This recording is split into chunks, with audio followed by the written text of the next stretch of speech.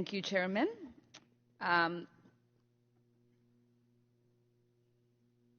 The Biden administration's Indo-Pacific strategy says that the United States has, for a long time, seen Asia merely as an arena for geopolitical competition.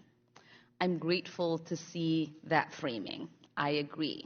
One of the things I think was profound moral and strategic mistake in the last Cold War was our support for brutal dictators in the name of having a common enemy. I would hope that most Americans look back at our long relationship with Pinochet in Chile, Suharto in Indonesia, Rios Montt in Guatemala, and feel the same determination.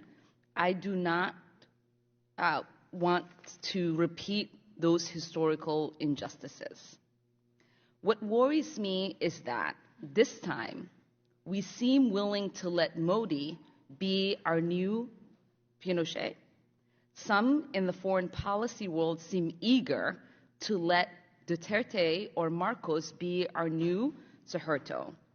In the whole Indo-Pacific strategy, there are only two references to human rights. One of those is a reference to how China is undermining them. Nobody doubts that. China's human rights record is atrocious, and that is well known. But I ask, what about Modi in India? How are we promoting a free and open region by supporting Modi? So I ask you, why has the Biden administration been so reluctant to criticize Modi's government on human rights? Congresswoman, President Biden said when he became president that human rights would be at the center of our foreign policy.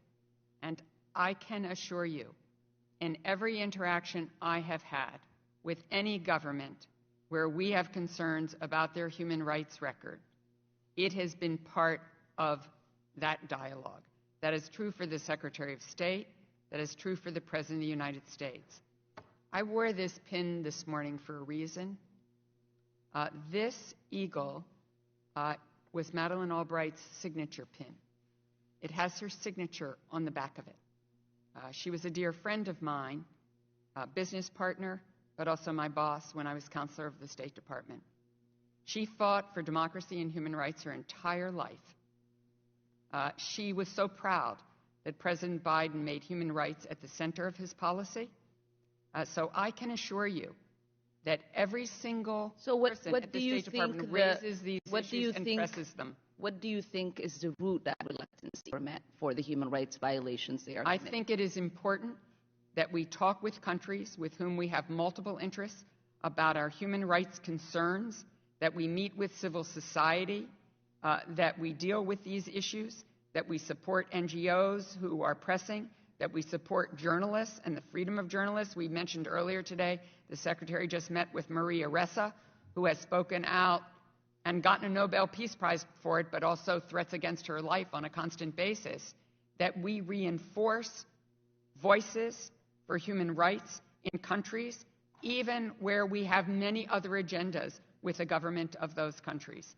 I think you will see that everywhere. When I went to India the last time as the Deputy Secretary of State, I met with the LGBTQI plus community. I have to tell you, 5 years ago, no such meeting would exist. And it is partly because of the advocacy of NGOs and civil society and our affirmation of them that people have more freedom that they once had. And we will continue to pursue this agenda in every way possible. I really appreciate that sentiment. And I push because when your predecessor was here, I asked the same question. What will it take? How much does the Modi administration have to criminalize the act of being Muslim in India for us to say something? And I ask you again, what will it take for us to outwardly criticize the actions that the Modi administration is taking against its Muslim minorities in India? Because when we remain silent and the situation gets out of control in the way that it did with the Rohingyas, we all of a sudden show our interest in whatever genocide that's taking place. But we have an opportunity now to lead and make sure that there is a deterrence in the actions that they are taking as our partners. Congresswoman, I agree the importance that we stand up for every religion, every ethnicity, every race, every quality of diversity in this world and certainly in our own country. We are not perfect either. I stand up for the rights of minorities and difference here in this country, and we have to do so around the world. I do hope we make a practice of standing up not just to our adversaries, but to our allies as well. Absolutely. Thank you, and I yield back. Absolutely. Chair recognizes Representative Muser of Pennsylvania. Thank you, Mr.